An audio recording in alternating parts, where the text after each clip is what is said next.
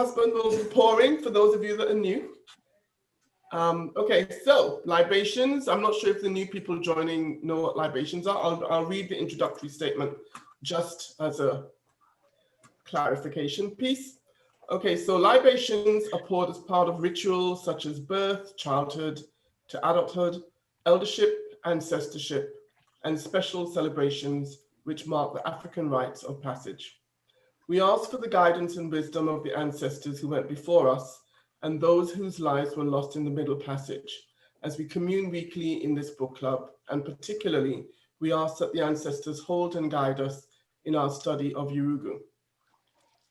So as we pour libations today, we keep in mind ancestors whom to you, to me, to us embody the following principles. And as we pour the libations, the response is Ashe, so be it. So while we're pouring, we're thinking of all of the ancestors who are embodied in the spirit of the Yurugu book and the spirit of those gathered here together. And also we think again about these St. Vincent people caught up in the volcano. Yeah. Okay, so as I said, the response is Ashe, as Eugene pours. So we pour libations for all who dared to define, defend, and develop our interests as people. We say Ashe. Ashe. Ashe. For our ancestral land, we say Ashe. Ashe. For our people then and now, we say Ashe. Ashe. For our children and those yet unborn, we say Ashe. Ashe. For Kawaida, Nguzo Saba, and Ma'at, we say Ashe. Ashe. For the systems of views and values which give identity and purpose to our lives, we say Ashe. Ashe.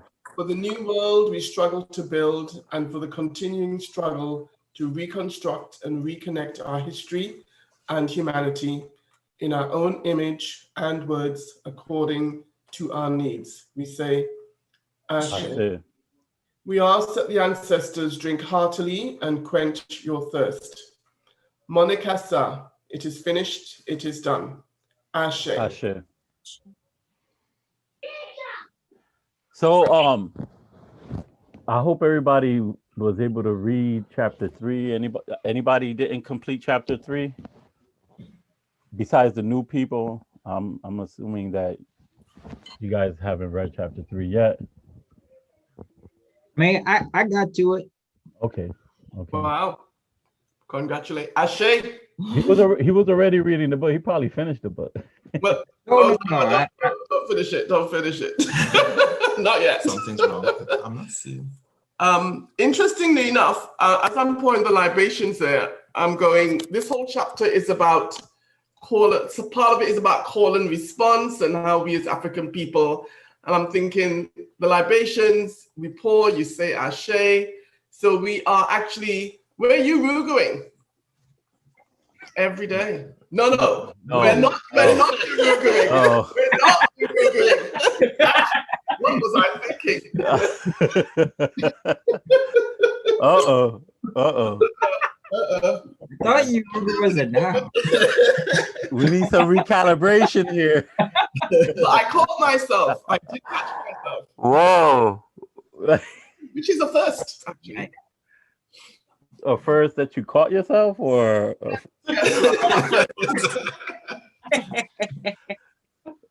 hey, Cool Breeze. I mean, you don't catch her, like, you let her fall. Like, come on, man. You gotta. Capable of catching yourself. Don't worry that. What doesn't kill you will fatten you. That's what his prophecy is. Okay. So, does anybody have any questions or comments? Hey, your camera buckets went to your moon there. Shoot. Okay.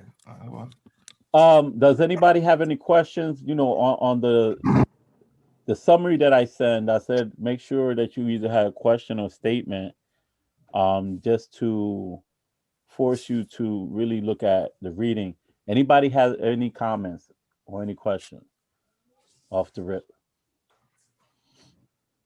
I guess, can I ask Yeah, can I ask a question? Yeah, don't need to raise your hand. It's not Like, school. This is We're law. not in school. We're not in you school. know, I'm a No, teacher. You know, as I've been Yurugu, so you know, I'm being with you. You know what I'm saying? No, I'm trying to step out of it, but you don't I have- still got a foot. Well, in it, listen, so I'm trying. Yurugu is some a being that have a missing soul. You don't have a missing soul. I'm messing. Yeah, but I get you. We all don't have that missing soul. We're searching here. Hi, Miss So. D. Hello, hello. Hello, Veronica. What's Hi, up, Miss everybody? Veronica. All right. Hey. We got some new people, Veronica. This is Okay. our lovely Veronica. Just give a quick 1 minute who you are. Me? Who I am? I'm Yeah. me. For the new people, and Okay. there's 2 new people. All right. So I am Veronica. I'm a member of ACHA, African Canadian Heritage Association. I do the programming for the children. I'm also a teacher. I teach grade 1 class and a librarian too. And so a combination of all those things. Mm-hmm.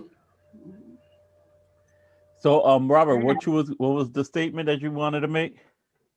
Oh, so like well, the question I had was basically, did anybody in the chapter, when they're talking about the different art forms, between the art form that's for the public and the art form is for the elite, Oh, like, go ahead. like, did anybody have experience like with that elite style of art? Like, you know what I'm saying? Like, basically, I teach. Yeah. So, well, what is it like in regards to? Because I definitely feel that, in the sense that I would say I'm like the commoner guy. So when if I go to an art museum and then they're saying, "Oh, this is like a great portrait," and talking about all this techniques and stuff, it just goes right over my head. Yeah. Man, I don't care nothing. It looks like a kindergartner could have drawn something like that. I only say that because, I mean, that's part of their. They chose. They the one who's saying that's great, but coming from a you know, I'm an art student. I actually have an art degree, right? I'm a graphic design degree. So this topic here was like really close to my heart, quote, so to speak. But when you one of my experience, the trouble I was having in the art school was the lack of meaningfulness, and how everybody was, I'm just trying to express myself. And then you ask them what you're expressing. And then they go, what do you think? I said, and so it becomes a very elitist thing. Like, you got to be in the mix. It's almost like a fraternity. It's who you know, networking, and it become pompous. And that's where, like, it was the only place we had the university was a dry campus, meaning they can't serve alcohol, except at the art school. When they have a gallery showing, they serve wine, cheese, and crackers, and seltzer water. Very elitist, very pompous. But in regards to the art, there were some art that actually had meaning, like some of the Monet, some of his art was a reflection of the revolution that happened in France. Dadaism was a criticism of like how we live in today and how it's not helping us. So there were some art, but the majority of the art was about pure ego.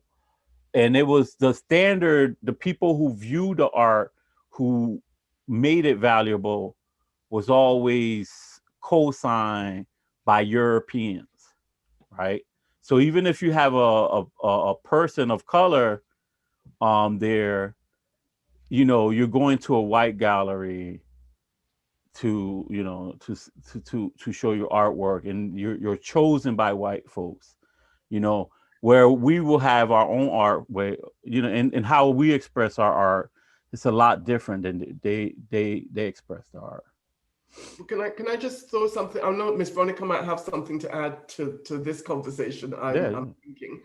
But I was just thinking, when I was reading it, I was thinking of a few things. So I actually want to ask a question about one of the artists. When they talked about the art that's not ours, in my mind, I'm thinking of people like Monet, the Group of Seven, what's his name? Salvador Dali. People, there were actually some white artists that actually resonated with me because of their themes and the fact that they did have feeling. Yes. And one of the things that I recognized was when they talked about, artists go through, well, we don't talk about it, but they talk about it. Artists go through periods like the blue period and the... Well, they're analytical about it, right? And, No, that's their analysis. That's them being analytical. Yeah. It's not about like the way we view Dadaism, like, or Dali, where they talk about looking at, see the way Dali was doing his work, and it was like trying to see what fourth dimension would look like. Mhm. And that came all about with and this is how things tie together. Mhm. Where like they say Einstein, discovering the fourth dimension, and so they're trying, the artwork we're trying to deal with that. And again, but they were being analytical. It wasn't like nothing real meaningful. And one of the things that, so around the time of Einstein, I'm not sure what the era of Einstein was, but Dali, people who wrote books then, Corridors of Power, Brave New World, Aldous Huxley, a lot of those people lived in the same era.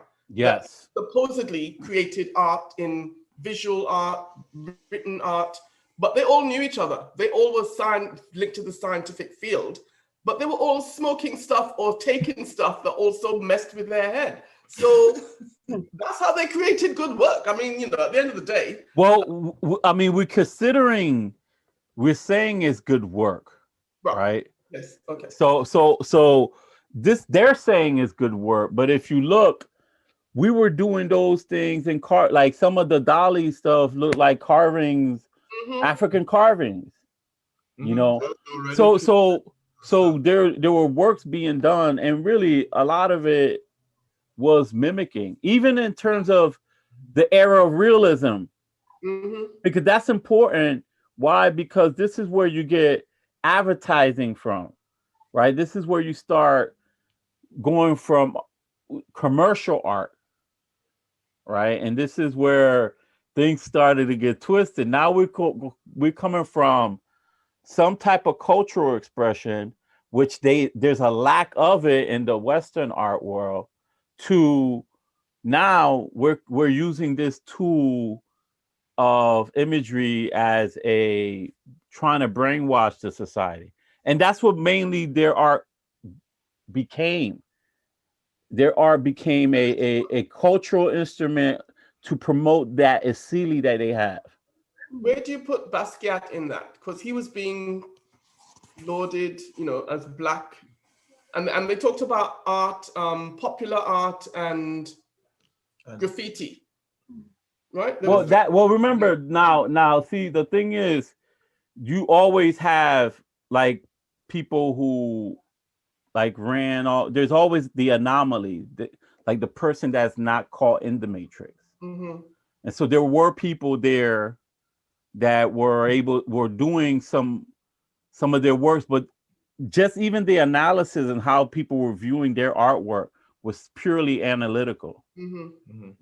But you can analyze something that is purely a different type of art, though. So, you're analyzing it from your standpoint, but any art could be analyzed, right? We analyze regardless of what it is. Well, the thing is, we're not dealing with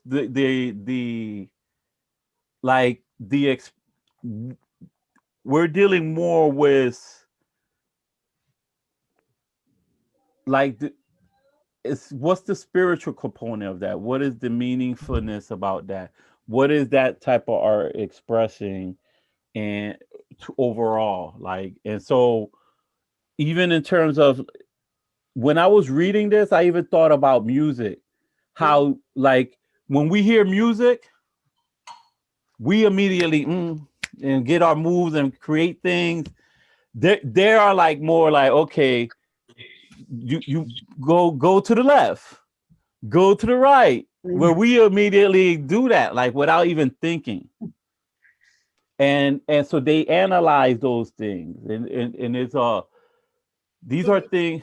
We've talked a lot about what their art is, but we haven't said what our art is. And I would like to suggest. Well, our art expresses spiritual stuff. Our art expresses the cosmos. Our art expresses belief, religious stuff, Nature. nature. And that's represented by carvings, by masks, by paintings that we sculptures. You know, how Veronica ties her scarf on her head. It's more, you know, it gets to you more. Just to simplify this, very simple, right? Like you have a hammer, right? There's a hammer, and we see that hammer as a tool, right? To drive in nails, right? And so that hammer been used for a long period of time. Here comes the Wazunga, and he like, yo, I could clunk somebody in the head with this hammer. So it's the way the observer is the important part here. How the observer is thinking and viewing the world, right? Because what we could, like, for instance, we created music, a genre of music, because we were being deprived of instruments.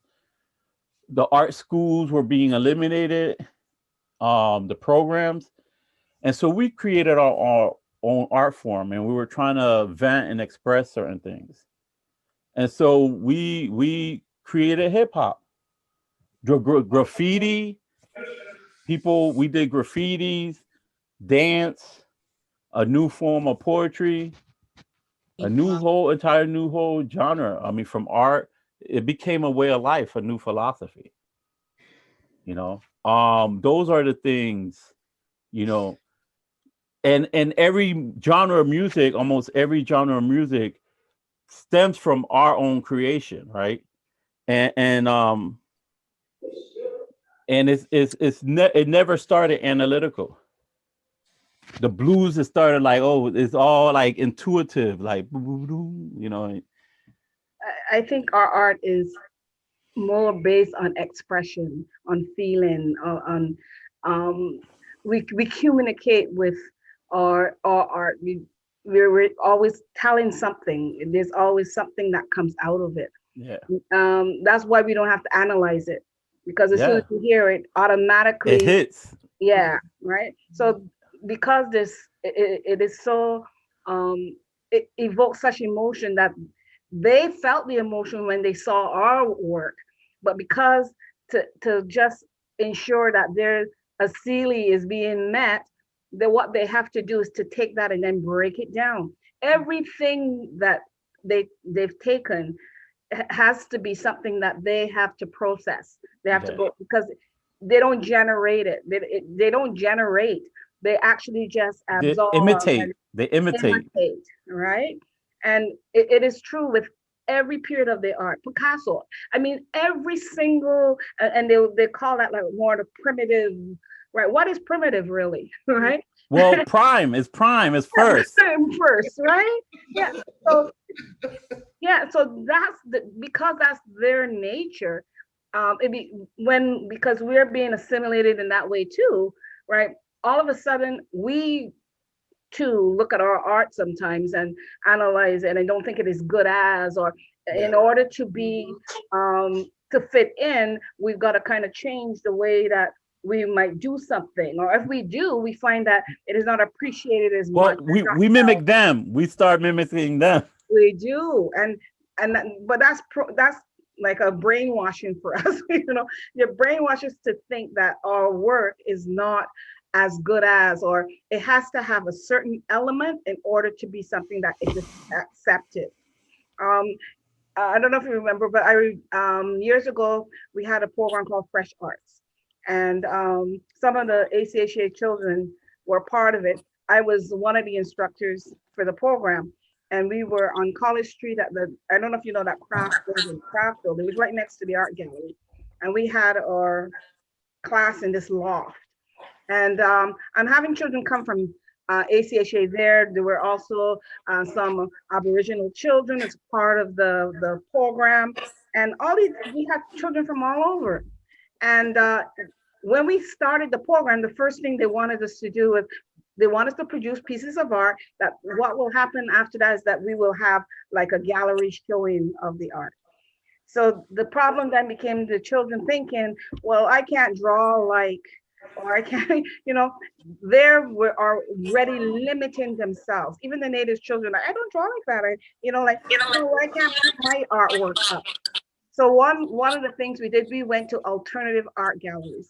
And what I did is I took them all around like Spadina, all those streets, and we went into all these little tiny galleries, and I had them just walk through and look at art done by different people. We're not just going to go to the art gallery and look at just what's in the art gallery. Let's look and see how people wanted to express themselves. We saw all types of art.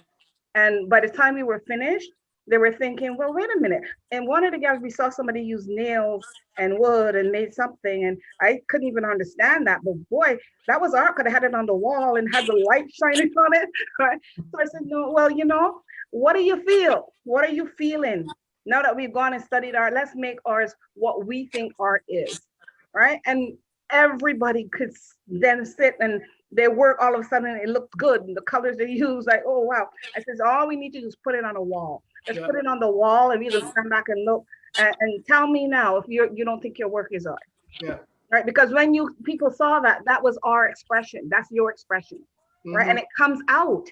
Mm-hmm. Right. So the way that we're tied down and tied into what a true concept of art is, then there's no it can't even be defined that in that kind of in the terms that they've done it. Yeah. Right. It's not. It's not art. Because not. even when I dealt with this and I had serious contemplation because at the school I was the alternative of the alternative. I was a hip hop kid, and like in the art school, all the alternative kids go there. Those are the ones with the big ripped up pants and crazy hats and all that stuff. And I will go there and I'm like, a lot of the stuff that they were doing was meaningless. And even in terms of self-expression, it was just a terminology being used. And technique was was the thing that they focus on the most. Now, to tie all this back to what Ani is talking about, like when Linda's going to the emotion, the self-expression, this is what Ani calls the spirituality, right? She talks about they take out the spirit out of things and then they develop their worldview.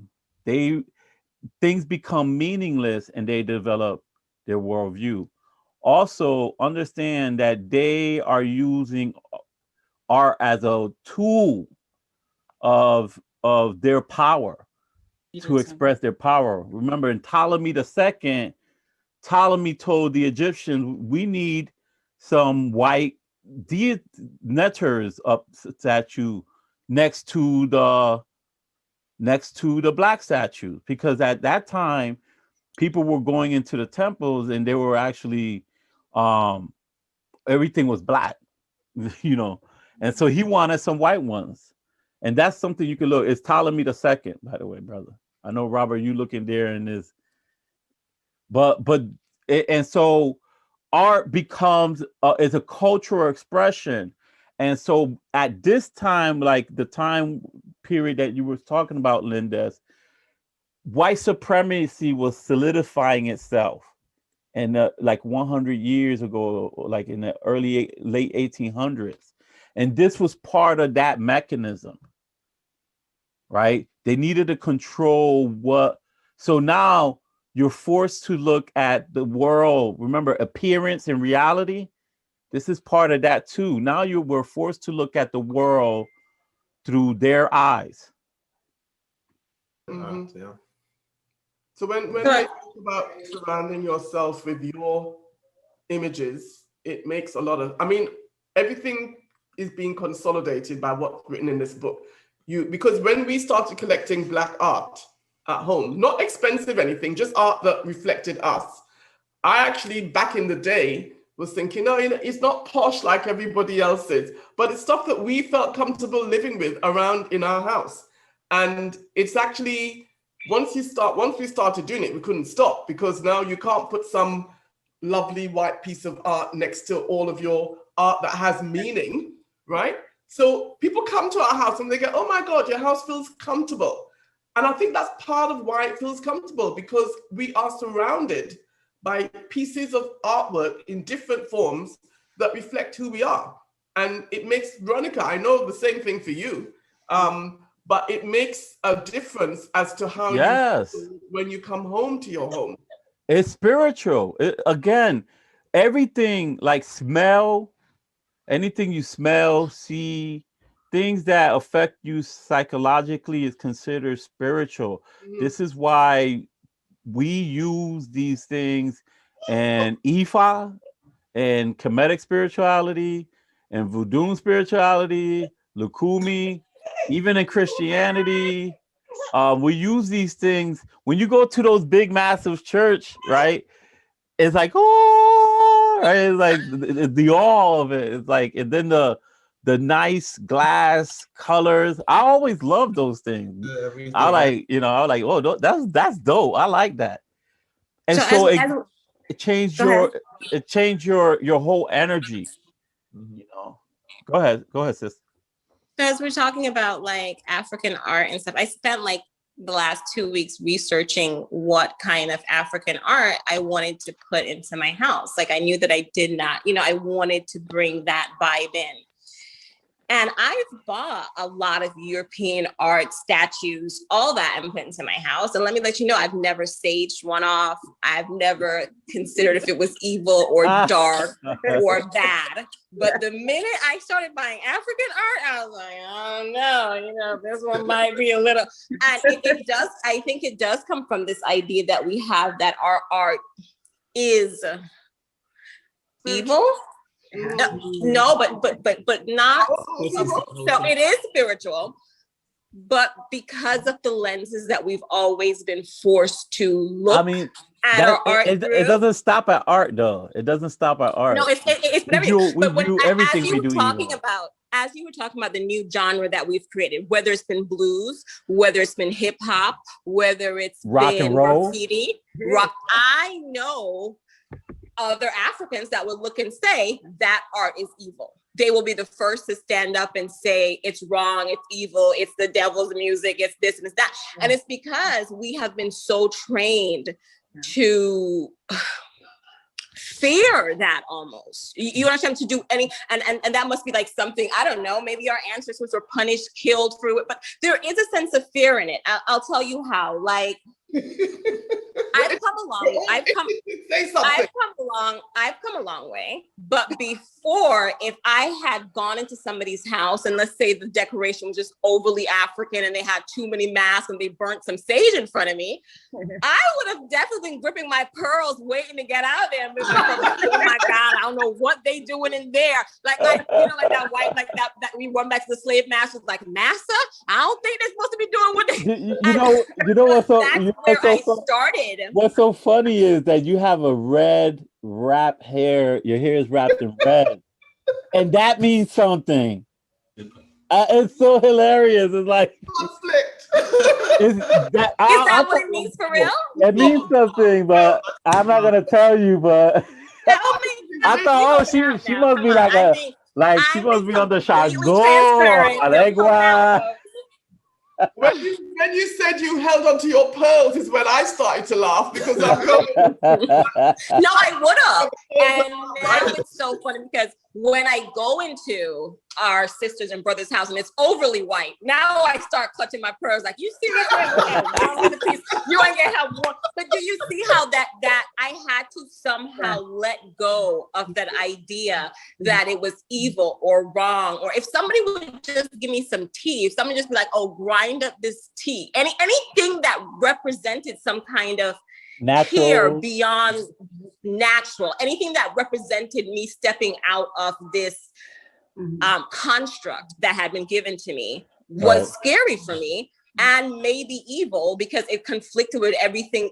You understand what I'm saying? It was like any natural thing for so long had been hitting me as being wrong, bad, evil, that it could just be some tea. I'm like, girl, I ain't grinding up your tea. But then I'd go to CVS and be like, yeah, I have no idea what's in that medication. Doctor prescribe it, give it to me. But to me, that was more normal.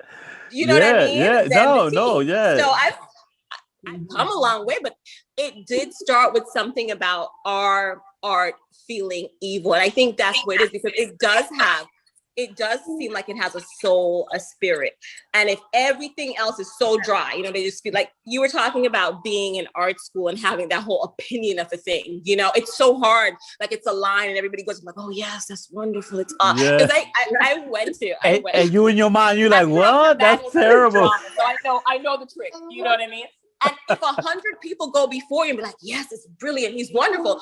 When you get up there, it's so hard to be like, what the hell is this trash? Yeah. I ain't paying no money for this, because it's already been built up so much that you really feel a pressure to be like, and that is what they do. It's absolutely. And you know, the book talks about the appearance, right? Like they create the appearance.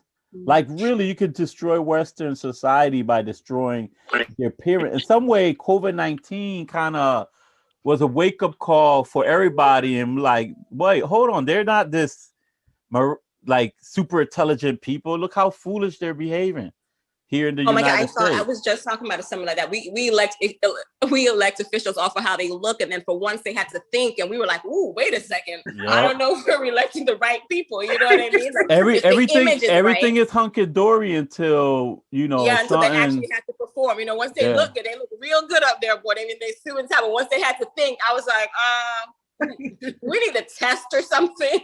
We don't need you to take a test before you're like some kind of logical thinking test. You can't just be going up there no more. We so sorry. Well, they don't even have empathy, right? So it's not just logic. I mean, empathize with people. Empathize. Like when you're running a civilization, what are you doing? Like, you know, are you gonna be now coming from the point of view of this European Asili? They separate things, so they objectify things, so they're not connected to the people. And so when we're running a system like this in the United States, there's no type of empathy, there's no type of somebody getting feedback from somebody. So there's no type of empathy, there's no type of connection. So whatever happens to the citizens, you don't care. Mm-hmm. You don't care, and that's, you know, it's sad. Did we start this chapter yet? I think I mean, I think we've jumped all over the chapter. Yeah, we're the chapter is small, and I think I mean we could go into the chapter. Well, while we're looking, I just wanted to say something to Miss Naila. Is it Naila? Naila. Is it Naila or Nala? Things Nala. Nala. Okay. Nala. From The Lion King? No, but yes, I guess it's spelled different. I think hers is spelled different. Yeah. No. I was just gonna say, when you're talking about masks, I remember any mask that I have, I actually got from Ghana and under the direction of somebody who lives in Ghana who brings stuff back. So I didn't want to get anything that was going to bring any bad vibes into the house. Because some of them, they're built for different, they're made for different reasons. And I do remember going to a market in Ghana, in Accra, and I was directed, I wanted to get an old mask, but a safe mask that really was okay for me to bring back. And I went to a mask vendor who had a lot of the aesthetically pleasing masks, and then he had some that meant something, and then he had the mask, and the masks were not in that space. A few hundred yards to another storage area, and he actually had to question me about why I was buying a mask of that quality. And I said, I just wanted to see what, because I've heard stories about masks, and I said, well, what kind of mask would be a mask that I probably wouldn't want to have in my house, or I would want to have in my house, that's an older sort of kind of mask. And I actually never got to see the mask that he had, because by the time we finished the walk to where he had the ceremonial kinds of mask, I just said, no, I don't want it. Just Yeah. having that conversation. I'm good. I'm good. More Not ready for that type of power. I hear Yes. So needless to say, I don't have one of those masks. Didn't buy it, didn't bring it back. But they are made with certain things in mind, and they are the spirits of the people that they embody. There's various different reasons. I don't know all of them, but I do know that you got to be respectful about what masks you put in your place. And you need to know which ones are just pleasing aesthetically for no good reason other than it looks nice. That's the one I want to. The one I can't be wrangling. I can't be wrangling anything. I'm not on that level yet. Just be safe with it. Just be safe. Yes, I actually bought a mask online from somebody. I have no idea. Don't be judging me. I have no idea where this mask came from, whatever, but it looks good. I saged it off, and I looked everywhere for this mask, and I couldn't find anything on this mask. So then I just made stuff up. I was like, yeah, the earrings are for this. The hole in the ear is for wisdom, listening. I literally just infused stuff in it. And when people come, I got to do what I got to do. My culture has to start somewhere. Okay. And I believe that I have that power. So I have just infused all kinds. The markings mean, listen, if you came to my house, you would think I knew that mask left, right. I'm telling you right now, there's a meaning behind it. You're like, ooh, yeah, I'm like, all that, girl, all that. Amen. But I am infused. I got to work with what I have. And I feel like we shouldn't limit our power. I think we should trust our natural. That's why I'm like, you know what? I'm going to trust my natural connection to the past and feel what I feel. What does this color mean to me? What does these earrings mean to me? What does this large eyebrows mean to me? And so I have my own personalized African mask. Yeah. Now, that's how we're doing it. Now going to the chapter. So, Lindis, what is the meaning of aesthetics? You're gonna put that on me just like that? Yeah. Miss Wheeler, I need help. Oh my God. What is the power of symbols? That's the chapter 3, right? Yeah. Oh, what is the power of aesthetic? You want me to read it, or you want me to explain it? The definition. The definition. Miss Wee. Oh, JB, are you gonna read? Yeah. She's cooking today. She's still cooking for little homie, so she's gonna be late. You're on the spot Y'all now. got me today. Oh, Miss Wheeler. Yeah, I mean, I wish I was good, but I got a little homie with me too, so it's gonna have to be a group effort.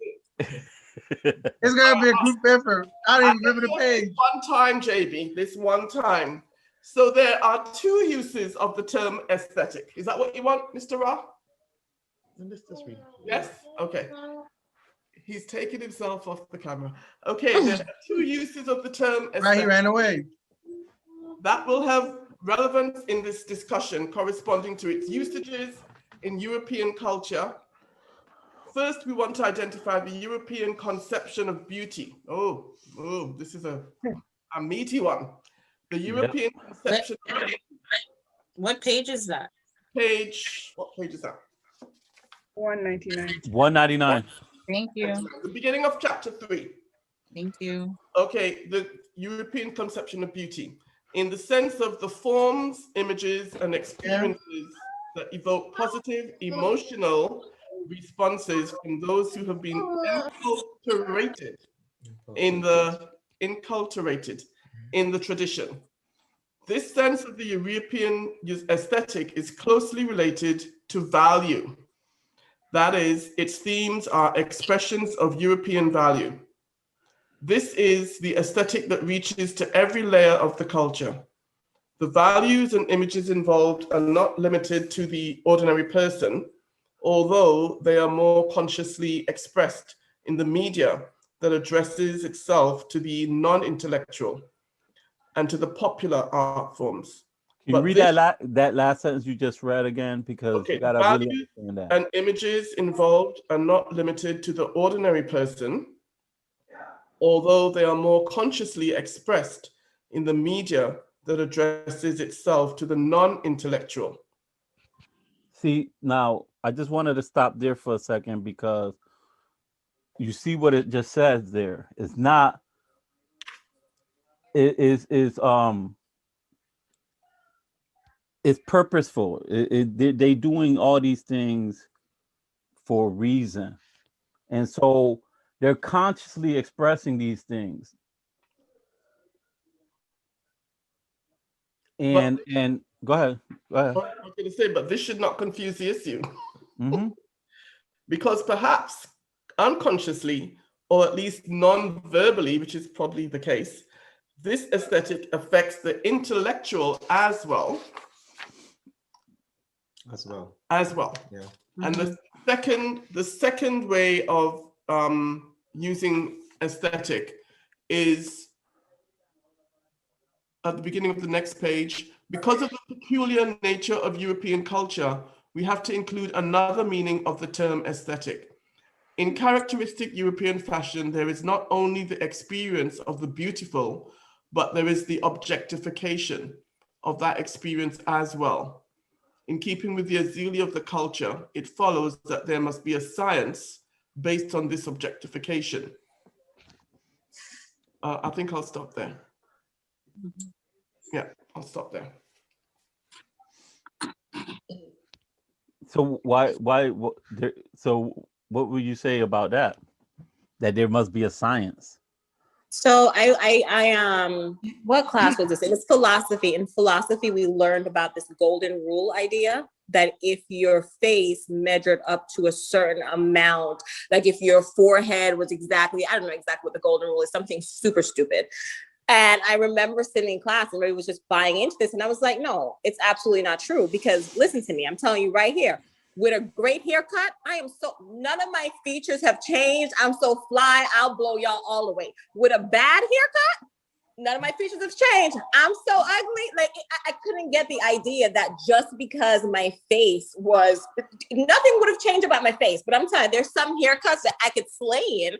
And then there's some haircuts that I just want to look that great. And it had nothing to do with how far away my eyes were from the thing. But it gives them a control over beauty because now they're able to set this standard and say, and what was funny is I saw this on Oprah. The person who has the best face for this is Jennifer. What's her name? Angelina Jolie. You know, the lady with the big lips. Mm-hmm. She's the golden rule lady. Like her face. That's who they were looking at, right? They weren't looking at us for beauty. They were looking at themselves. They were describing their worldview, and then they imposed that on everybody else. So if you don't fit this mold, this aesthetic of beauty, then you're not beautiful, or there's something wrong with you, or you look like a primate. You know, I mean, they say some of the most racist things. So can I just give an example of a very up-to-date today news that I got? There's a woman, I think she's in the States, a black swimmer who was in a competition. A black what? A black swimmer. Oh, swimmer. Oh, okay. What do you call it? Aquatic. Right? And she wore the costume, the legal costume that everybody had to wear, right? And because it was the legal costume, they didn't take into account body types. Yeah. Right? And they already tell us we can't swim because we're too heavy. We don't float, right? And this woman actually won the meet that she was in. She won the race that she was in. They disqualified her, took away her prize. Guess why? Because her bum cheeks were exposed with the swimming costume. Yeah. The bum cheeks were touching. I mean, we see it all the time with Serena Williams, right? How she dresses, and then like they talk about her. Yeah. It's throughout tennis. And move it one step further. Somebody in the crowd took pictures of her bottom, her behind, and posted it somewhere so people could see what they were talking about, why she was disqualified. Because she was black. Anyway, they gave her back. The people who were judges just said, this is a load of rubbish. At least good for them. They reneged on that. And even for you to buy clothes, I know many times the sister complained about the jeans are not cut for their body. Not in this day and age, though. Not with the stretch jean fabric. We're good. We're good. No, I mean to where they even created apple bottom jeans, right? They're like, okay, we're targeting the more robust female market, because they try to make everything just one thing, and they're trying to dictate what is beautiful, right? They're trying to justify it through analytics, right? And so they're not allowing like, okay, what about if I say Angelina Lee is ugly?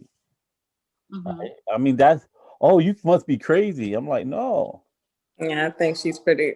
I was like, that was it now. But I think we're getting better at that though. Like they get a lot more backlash nowadays. It was something like, I don't know, maybe a couple of years ago that they chose the most beautiful women alive, and they chose, I can't remember what it was. It's one of these cookie cutter white ladies, everything. And everybody was like, what? The most beautiful what? Like they're not even getting away with it. And I like to see that pushback, because I think so much of our beauty has died trying to live in that box. I once bought this jumpsuit. J-Lo made it. It was a J-Lo brand, by the way. And this jumpsuit was fire. Boy, I was like, woo, boy, what? And I put on this jumpsuit. I looked so horrible in this jumpsuit. And back then I was young. I was good. You know what I mean? I looked so horrible in this jumpsuit. And I kept the jumpsuit for a long time because I was going to look, no matter how much weight I lost, no matter what, I never looked good in just jumpsuit. So then I was older. This is one cousin in my family, and she is shaped marvelously. I mean, like there's not a flaw on, like if she steps out the house, people will just materialize to tell her how. So I'm like, I'm just gonna bless you with this jumpsuit because there's nothing I can do with it. I can't get my body to look right in this jumpsuit. I'm like, girl, but try that jumpsuit on me. Show me how it's supposed to work. She put on that jumpsuit, and she looked so damn horrible. I was like, God damn it, it's the jumpsuit. No, never dawned on me. Listen. What happened is you fell for the marketing. It's marketing. Never dawned on me that this is like a 5-year thing with this jumpsuit. We're not doing better. I mean, this is why commercial. Let it go. This is why commercial works, right? Commercial works. It was the jumpsuit. I had seen enough women on TV in this jumpsuit that looked so good. I figured I too should look. No, the jumpsuit was cut. It was never cut for a woman with curves to wear. And the women was cut on TV, for a 19-year-old boy. They're tailor-made. You'd look real good in it. Those are tailor-made. Like just like when you see like McDonald's, the hamburger. It's awesome, but when you buy it, it's like a grotesque burger. Let it go. Yeah. The reason I told that story, because I feel like for Africans, I think that's what happens to us. We try and fit our beauty into this jumper that was never designed for us, never considered for us. It doesn't matter how hard we work. I'm telling you, I starved myself to get in this jumper. Okay. I was like, what else I got to do, Jesus, to look good in this jumper? Because no matter what, I looked crazy. And I think we should try to come to the point, at least to say, you know what, there's nothing wrong with my beauty. It is the jumper, or it is this society, or the book is analyzing that. This is what the book is about. We're taking a look at that and where the origin came from, and how this type of worldview has been put out there, and now we falling prey to that worldview. And it's the last thing I say. I'm promising I'm going to shut up the whole meeting. And it just happened to be something that I was looking at because I was trying to find African art, and I wanted something of Lady Ty. Do you guys know who Lady Ty is? No, I don't know her. So she is the mother of King Tut. They just found her through DNA. They had already known she was in the pyramid, but they didn't know who she was. They knew she was some kind of royalty, but with DNA of all the, they were able to track down his mother and father, and they recreated her. And she looks just like Foxy Brown. They genetically, they did not. I saw those pictures. You saw that. Yeah, she looks. And what was funny is there was this one thing that before they had recreated her, she was in some museum and they were talking about how beautiful her hair was, all the white, beautiful her hair. She was so gorgeous. She was so beautiful. And then the picture came out reconstructed of her as a black one. They were like, all right, yeah, she ain't that beautiful. She all right. It was so funny how it changed. But in looking at that, I started to see oh my God, when you see her statues and stuff, her features are so black, her hair is braided. There's no way that they don't know that this is us. Yeah. And what I found funny was they have mummies with pictures of them. Do you know that? Like the actual picture of the mummy is on the mummy, like the actual face of the picture. So I was struggling because, okay, I'm like, all right, we definitely Black. But then I was looking at more art and you can actually buy the pictures that were on these mummies and all the mummies are white. So I'm like, okay, well, is it us or isn't it not us, you know? So then I kept researching to find out that what Rome did, what they don't tell you, this is Egypt when it was ruled by Rome. They just say Egypt. So I'm thinking it's Egypt during King Tut, that glory days. It wasn't. It was Egypt when it was ruled by Rome. And what Egypt started doing was, because there were no white mummies, they started mummifying themselves to say, hey, look, we're here too. And actually putting the faces, like we're white. You know what I mean? Like they want you to know for a fact that. Well, it happened, like I said, it happened before that. Ptolemy II. Look up Ptolemy II. Mm-hmm. This is when they started to whiteify the European sculptures and stuff like that. Yeah, and it was just crazy that they actually started doing that and then making it so clear that they were white. And what happens is, when you're researching it, they don't make it clear that there's two different periods. They just say, oh no, these are the mummies that had, and then you start thinking, well, were all the mummies, did all the mummies look like this? And it's not true. The truth of the matter is, this was after this period that these particular mummies came in that had the faces. Like you guys have to look it up. They're all white. They're all like super, super, super white. Like the pictures of the mummies are actually on. And I'm just like, okay, cut it out. Like, stop it. But it was just the contrast to show like how they go out of their way to show that this is not us. Do you know what I mean? What power is in that in us? It must be some power in that for us to truly well, this is what we're discussing in this chapter. How this has a influence. So let's focus on the topics now, so we can really finish this chapter 3.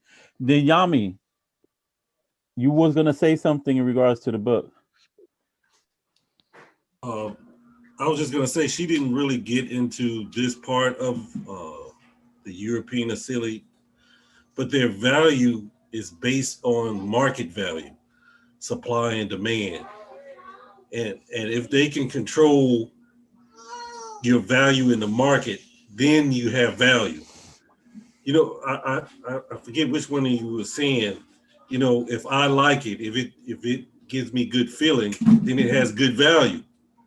But if we look at everything through the market value, it's just like our music. Like I can remember when hip hop back in the late 70s and 80s, it didn't have a high value, a high market. You can hear people rap all over the place. But now the music is based on what's the value in the market? How much can it sell? So the lyrics doesn't represent life. Yeah. I differ a little, because this is what marketing is all about, is to sell you something that you don't really need, right? So we have so many different types of devices that we could live without, right? And where it's having such an impact on the culture, the human culture, the natural human culture, the culture of, like in the US, for example, in the West, and it's having an impact in our environment, because we're not seeing how everything is interconnected. And so we're looking to sell, and it's part of it. All stems to control things.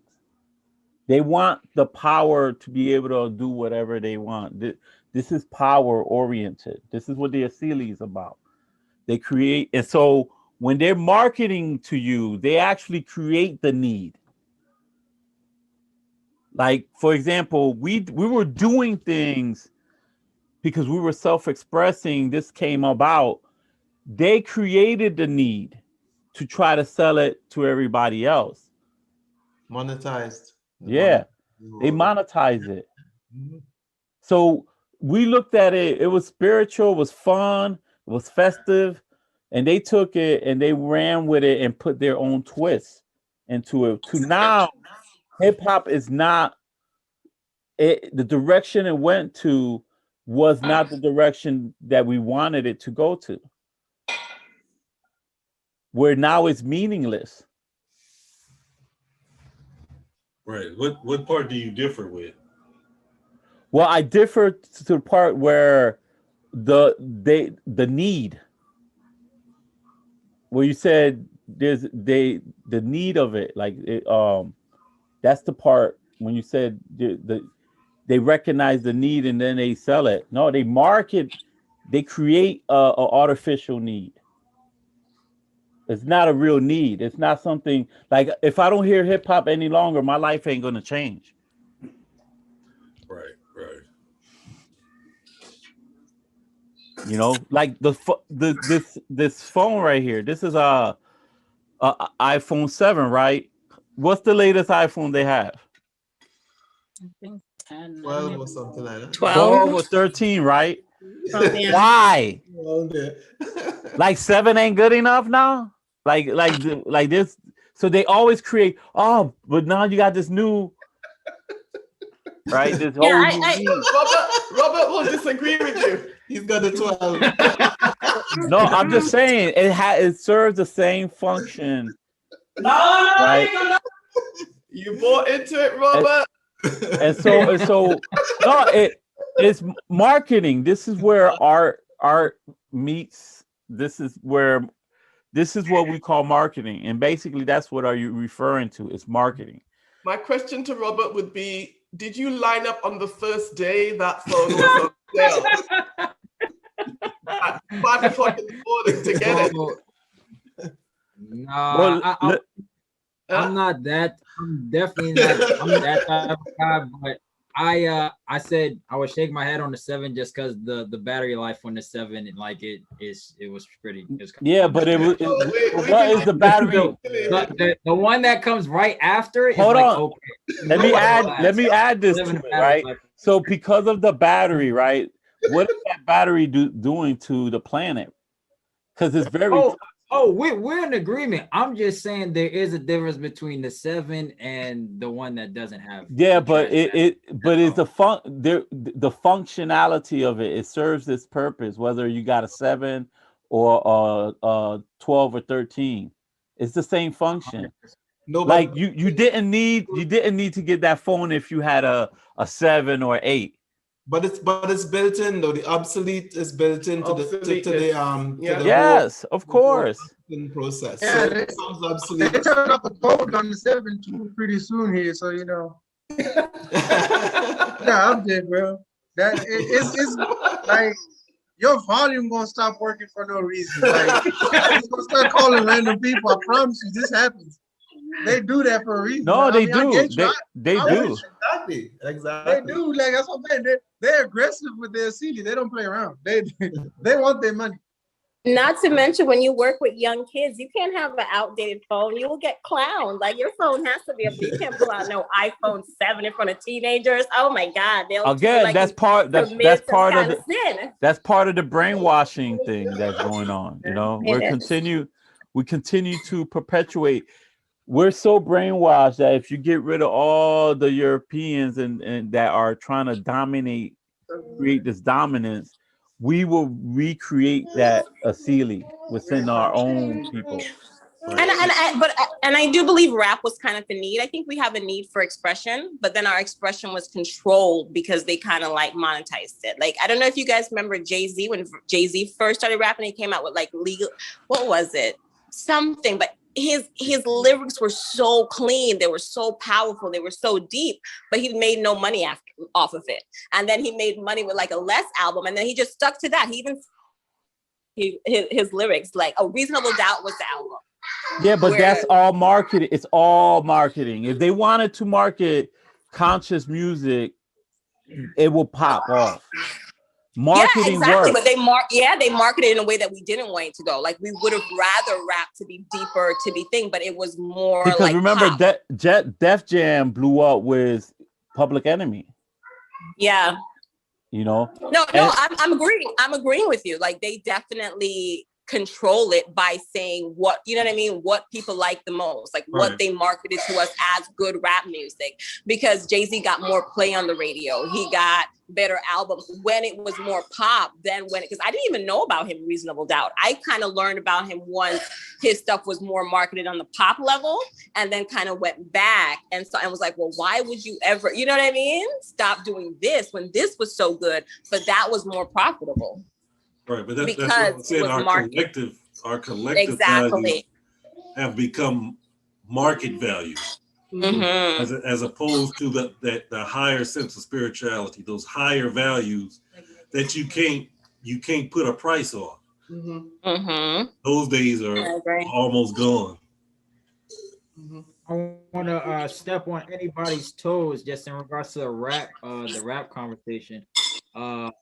Is it possible within that context?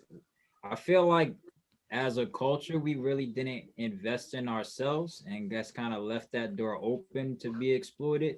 Like what was coming up, like the people in the game, like the disco era and all that stuff, they wasn't really investing into the next generation coming up, and so that next generation just kind of got taken out by, you know, the capitalist music. No, there were gatekeepers. There were gatekeepers.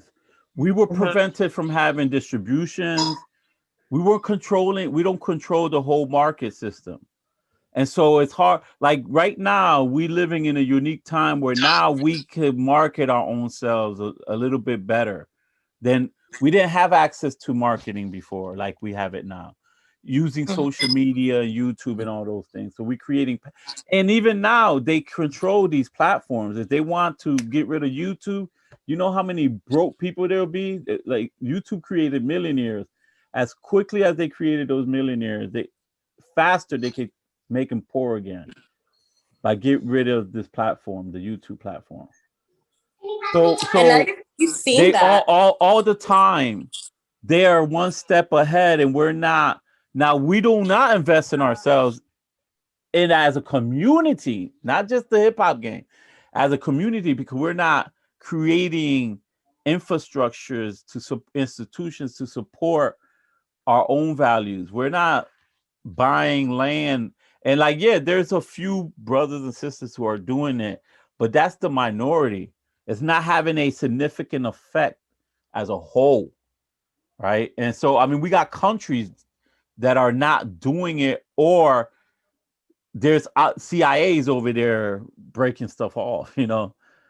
And so there's also that part that plays a role. We're not just not investing. We try to invest in ourselves. We were investing in ourselves like before the 60s. Like just before us, there were Black communities, Black bus companies, Black appliance stores.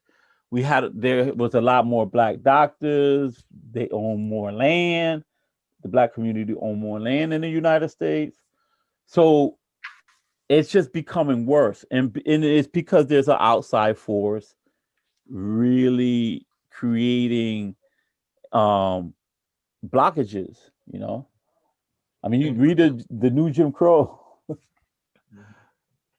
you know, and so there's a force out there that really makes it difficult to, and distribution. I mean, that was one of the major problems. You know, look at what they did to hip hop. We were sampling music, they made it illegal, and people had to pay up. You know,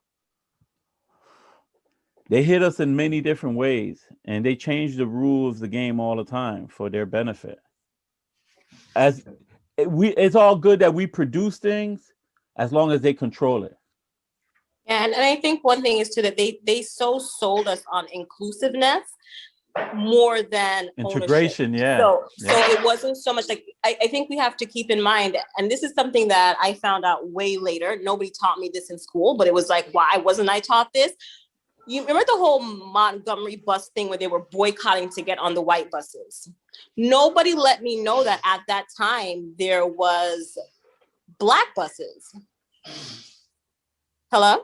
Yeah. Yeah, nobody let me know at that time that they were black buses. Yeah. So I just thought, as I'm being miseducated by, I thought, okay, so I guess there is no black buses. So everybody had to ride the white bus. But the bigger picture is there were black buses. Yeah. People, so instead of just pouring into our, so I don't even know what the victories we want. We took money from these black buses, almost putting them out of business to try and go right in the front of white buses, putting black buses out of business. But that's how much we were sold of needing to be included in what they had. Yeah, we devalued. We shut down black stores for integration. Yes, we shut down. So we can go doctors and lawyers. So we can go be followed and give them our money for them to treat us like crap. But I never got that before. How much that harmed us. The fact that we had to be included. Don't include me. Let me own my own little bus. But I didn't get that before. Nobody told me. I could not see that as the way this was going down, that while they were fighting to get on, I'm like, wait a second, they were black buses when I found that out. No, thank you, Mama. I wanna since we're close to the 20-minute mark of 9 o'clock, I don't think we're gonna finish 3. I think this ignited a whole gusto of conversation. We've actually covered a lot. I've been looking through the pages. No, but we're not breaking down the book. Yeah. We're not breaking down this book at all. I mean, we haven't even left page 200. There's nothing that we said that breaks down that understanding. We're freestyling 3. That's what we've been doing. You telling me I did all this homework for nothing?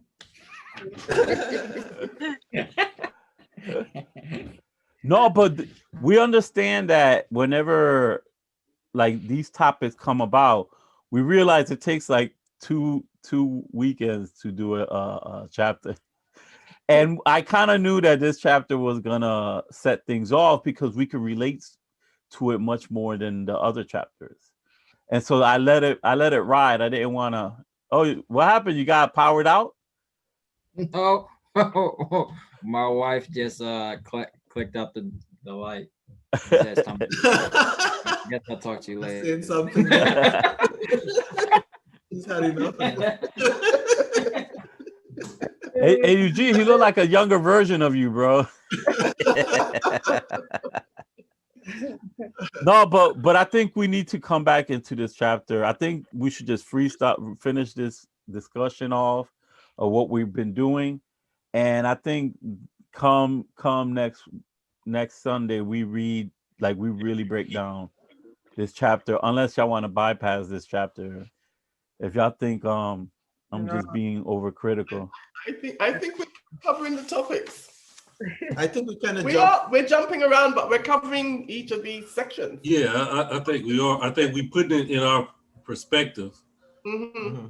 Like, to me, this chapter was real artsy. Yeah. So it was tough for me. It was so artsy. I actually man. I loved it. It kind of related to but why hold on, let's understand this artsy thing. Why what you said it's too artsy. What do that mean? Because that's like vague as hell, yo. Like think of Ogun. No. Let me not put Ogun a spiritual like that. That's a little bit off. Let's Can I ask Mr. Buntu a question? Hold on. I just asked him a question.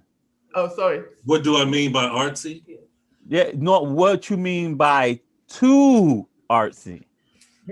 Because it was so much emphasis on aesthetics.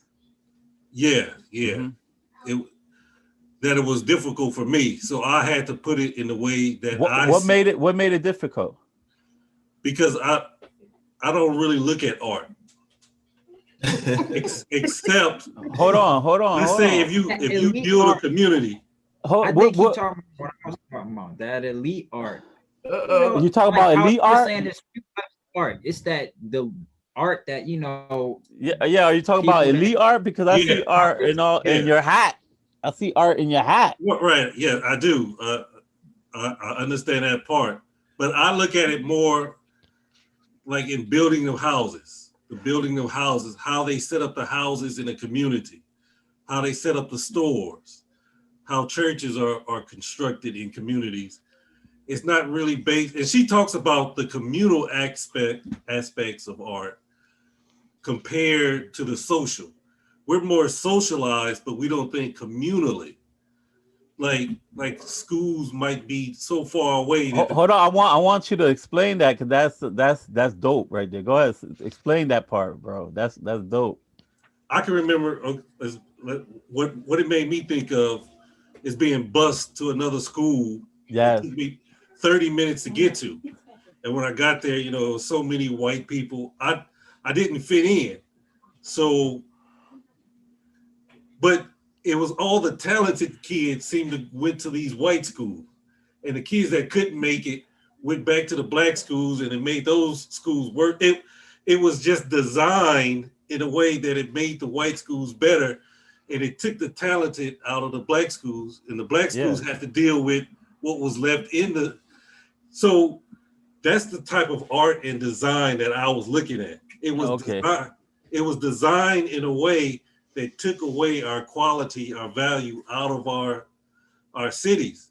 Yet alone, we want to move out and go to the suburbs instead of building up. They have a macrocosm example of what you just spoke about, which is the brain drain that they did in Africa, where they were taking the talents out of Africa out.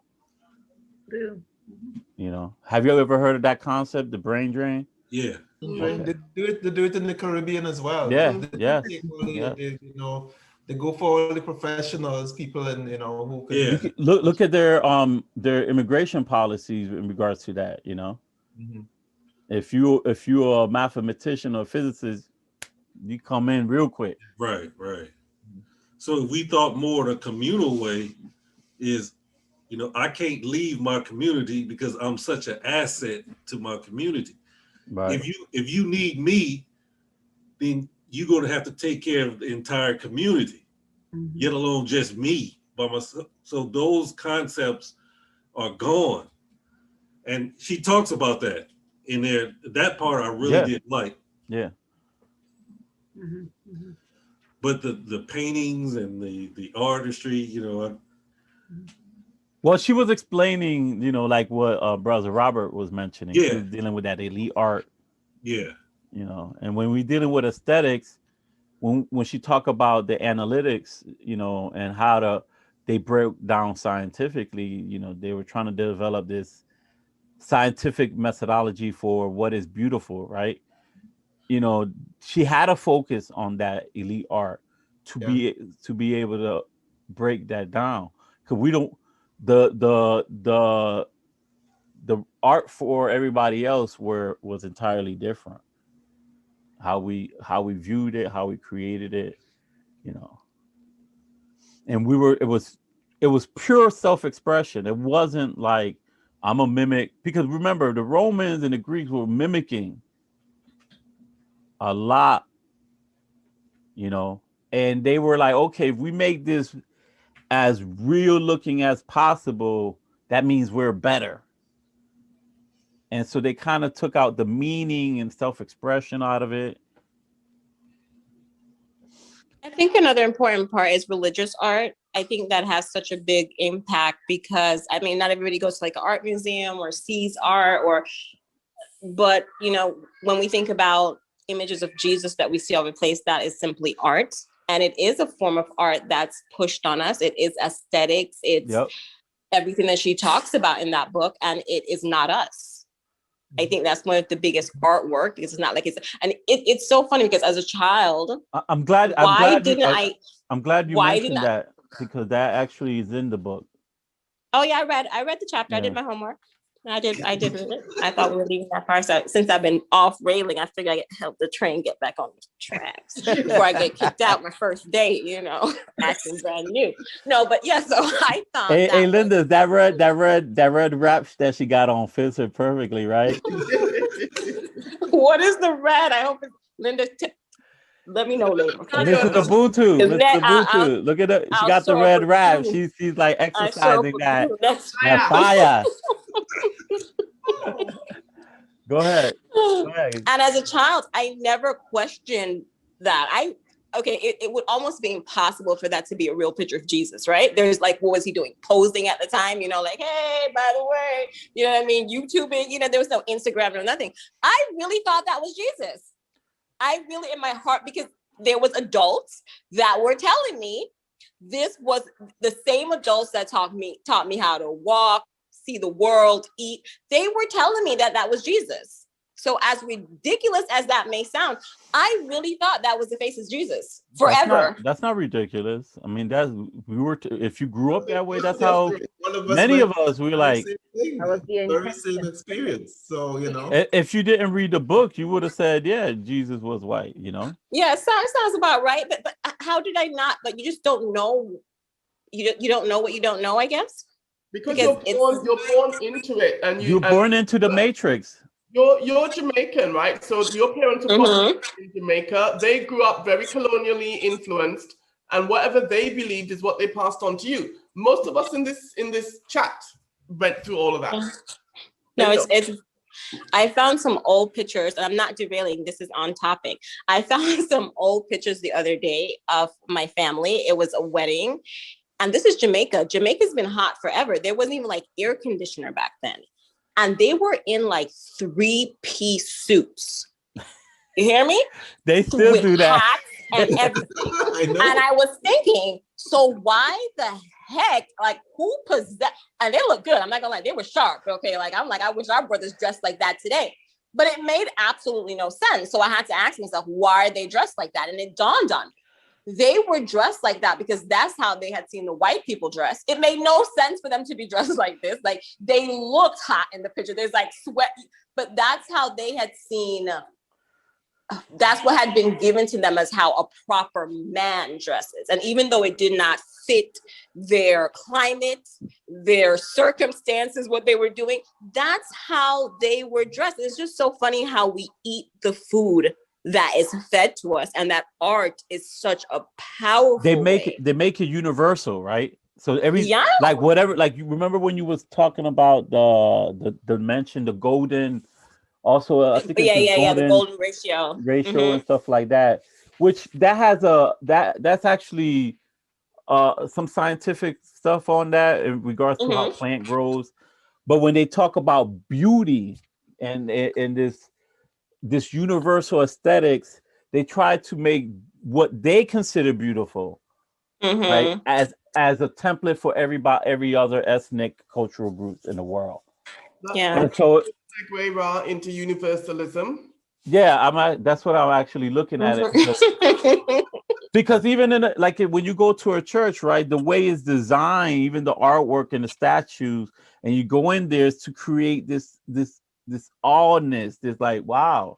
And then you see in sculptures, and if you see sculptures that are like realistic, you're gonna be like, you're gonna focus on that. It takes your focus, and you be like, wow. And so once you're focusing on all these artworks, guess what? They're aligning your attention and your focus to accept. They're opening you up. It's like how they do if you do biological warfare, before they initiate the biological agent, they first weaken your immune system. They throw an agent that gets you weakened, and then they throw their biological weapon on you. So that the initial agent that weakens your immune system opens you up, and then here comes the chemical weapons and the biological weapons, and that does the damage. For us, I really believe that the initial agent for us is TB. I have some I don't know what's the correct term. I figure no matter what term I use, I'm wrong. I don't even like to call people by anything anymore. But I have a friend, she's from Japan, and her whole family has very Japanese features, right? So I cannot tell them apart. I'm not gonna lie. I have no idea who's who. She's been my friend like for a year, and it's like, I'm always waiting, like, okay, who are you? Tell me, girl, because I don't want to say nothing wrong. I have white friends. I can tell my white friends apart from like miles and miles away from a side view on a cross angle. I know it's them. So then I started thinking, what's wrong with me? Like, oh my God, all Japanese people look alike now. And this is what I've realized. Since I was a child, because of television that came straight into my home, do you know how many white faces I've seen? I've probably seen more white faces than black faces. Yes, I have seen so many white, just being downloaded into my brain that I can spot white people. I know their face better than I know my own people's face. I'm telling you, I can spot them. I know every angle, curve, everything that nature, because I have seen so many. Angelina Jolie face, you recognize those anywhere, right? You can spot them. Yes, depending on if you watch like soap operas or stuff, you know how these faces age, change. You know, there's people that you watch when they were young. So my mind has such a grand programming of white features, white faces. Okay, so when people be like, "Oh, all black people look alike," or all that, I'm really starting to believe that it's because that chemical warfare is already there where we can't even see each other. I'm telling you, I'm not racist in any way, short. I do not know them differently, but my mind has never had to process that face the way it has processed white faces is taking up all my face space. You understand what I'm saying? I've seen it's just you haven't been exposed to it. That's what it is. And you've been exposed to Western faces so much. Like, and here in the United States, your doctors, your lawyers, your everything is your teachers. They're mostly of that face. So you have learned how to differentiate. If you were to live in Japan for like a year, it would probably come to me. But that's pretty horrible, no? But that's normal. That is normal. You're now recognizing different features, and so you got to give your brain time to adjust. Like if you go to a different country, even if a country looks like you need time to adjust to that new environment. It's the same as faces. Once you go over there, like, like if we were to be put in a like, for example, if they put me in Japan and I got to live in Japan, I my taste of women doesn't fit Japanese body type or anything like that. But within time, I'm like, you would find, she's full enough. She's full enough. So those adjustments. You adopt to that environment, right? And so that's what that is. It's not the imposing of other people's, like the Wazunga's culture on everybody else. That's the problem. And the reason why you could differentiate among Europeans is because they imposed their stuff. So we're living in their matrix. So I had to talk with her because I felt that way. And I was like, okay, so do you see and she said no either, but she too could point out white people like there was no tomorrow, but she didn't exactly understand and it's the same thing because she had been so pre-downloaded her whole life with that face. So that's what we're all walking around. I can't with our immunity down. We've already been like, that's an effect. Chime in. The other aspect of that is how people are now doing, Japanese people, Chinese people, Black people even, are doing surgeries to look more like the people that they see all the time. On TV. Because that's the beauty. Beauty. But the juxtaposition of that is the white people are getting lip injections, lip surgery, butt implants, they're doing the things to become more Black, although they're not saying that. Well, they want, they're doing that. They're doing that because they want the brothers. That's what it is. You notice you didn't say the men are doing it. It's mostly The women. women. Yeah. They're doing that because they want us, you know. Really, I think they just think that, well, yeah, okay, all right. Kanye West, okay, all right. They want us. But the thing is, we're going the opposite way and killing ourselves, bleaching our skin with creams, doing the surgeries to try and make our nose straighter. We're not happy with the way that we look. That's the effect. And you notice everything that they create a problem and they create a solution and then they sell it to you. They sell you your history. People, you know who owns the DNA for all, like if you want to do ancestry type of DNA on like people in the Mormons, it's all owned by Utah. Is it the Mormons? Yeah. And so they took our identity so bad that now they can sell it to us. Yeah. Right. And we're going to school for African studies. We're doing all these Mormons' hearts things. were in a good place, though. I like the Mormons. I think their heart was in a good place. There. Well, they were blessing the ex-slaves. They were going and like they were like blessing them and baptizing them even while they were dead. So the Mormons, and I did not know this about the Mormons, but they played such a significant role in the Underground Railroad. It was and the Quakers. Yeah, it was basically them. I'm not saying that they're perfect or nothing, but I'm saying they were at least trying to understand our humanity. Yep. Before we even understood like some of our humanity. You know what I mean? So I mean, but they still have that Asili of that European Asili. They do, but yeah. But their doctrine, like they were people, like I said before, there are people that come out and they transform themselves, and then what happens? The white community attacks them. The whites that are like, no, we can't be doing this no longer. Oh, kill them, like get rid of them. Can I just give a quick time check? It's 9 o'clock. And the babies are very active right now. That might be a sign. Well, how you guys feel about the covering of this chapter? We kind of went different this time.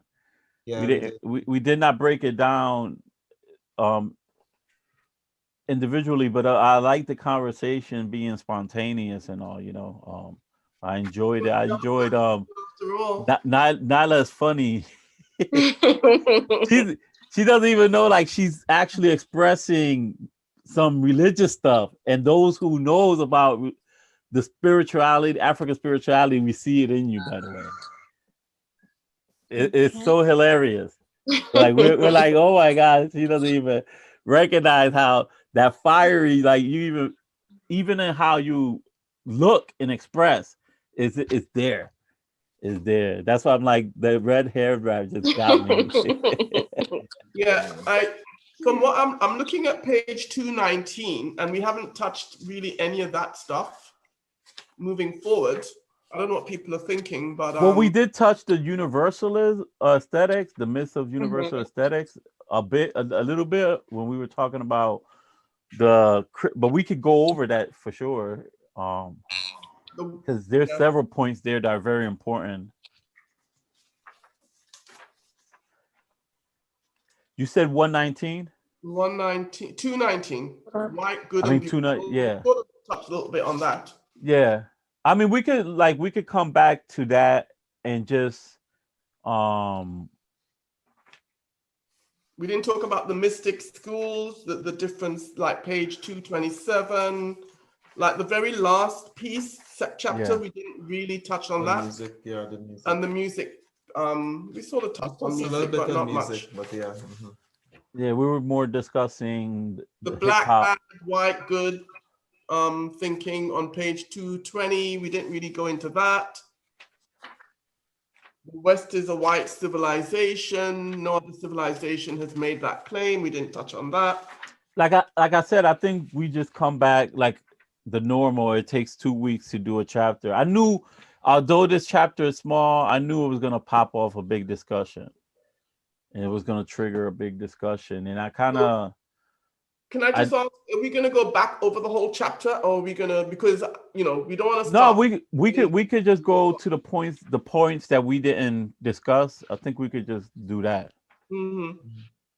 I think we touched upon some of the universal aesthetics, and in some ways we touched the good, white, and beautiful a little bit. We didn't talk about, like, I think we talked about that using Jesus a little bit, but we could go back to that about black being evil and Yeah, so page 219 onwards. yeah. We could go back into that. Are people okay with that? Yeah. Because we went all over the place. Robert's giving me a thumb up, one thumb, not two thumbs, sunshine. Everybody who's good with that, raise their hands. Whoa. Okay. Be like a teacher, Robert. 219. Okay, so is that what we're going to talk about next week, or are we moving? We can keep reading, but we'll see how far we get. Is that the? I mean, I think we should keep reading, but we'll go over 3. We could start 4. Okay. And we'll just start 4. Keep reading. How far do you want to set a little goal? It's not to discuss. Even though it never makes any sense, but we can set a goal. Yeah. Chapter 4. Chapter 4, like yeah. We could start reading chapter 4. Let me see, like, just half of it. So we'll see. Like, let me see. Feels like we're going backwards. So every time we set a limit, we never get to even the reading. Civilized man. Civilized man. Yeah. What page is that? It started at 246. All right. Actually, that's like That's not a lot. 10 pages. So yeah. Yeah. So we'll finish off. No, I mean these are big discussions. So I kind of knew it was gonna go crazy this time, but I think coming back we're gonna focus more on the book, and we'll finish 3 next week, and if we got time we'll start 4. Okay. We could be sequential too, like we go back and because it's broken into sections, so we can just go back and say in this section what emerged as points that we really should focus in on, and just go section, and we might get through it. That kind of that way. Yeah. Okay. Sounds good. Wow. 9:05. Good night. Wow. I shouldn't say that yet. I'm back to school tomorrow. Well, I gotta go. we got new people here, so the Wheeler and JB, can you guys introduce yourselves to Nyla and Robert? Everybody else already introduced themselves. Hello, my name's Dulcinea. I'm JB. We're technically the Kupengama posters, but we got the nickname Wheelers because it's easier to say. I'm gonna go with that story. And then, I don't know what else to say. I mean, I guess we're group. Yeah, we're from Texas. We're from Texas. I think that's it. We should all say where we are, because I think people might assume The Senia is our reader. Oh yeah, so I'm the Designated. She reads so clear. If you got me reading, I get tongue tied. Yes, Linda said he's no longer allowed to read.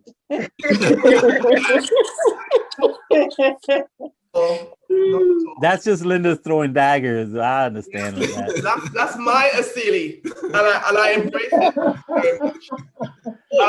Can we just say where we are in the world, because I think people might assume that we're all in the States. Yeah, I am in Jupiter, and I'm near the eye of the storm. It's very cold and windy over here. And I said, I'm from Connecticut. That's just like you're reading, Ra. Okay.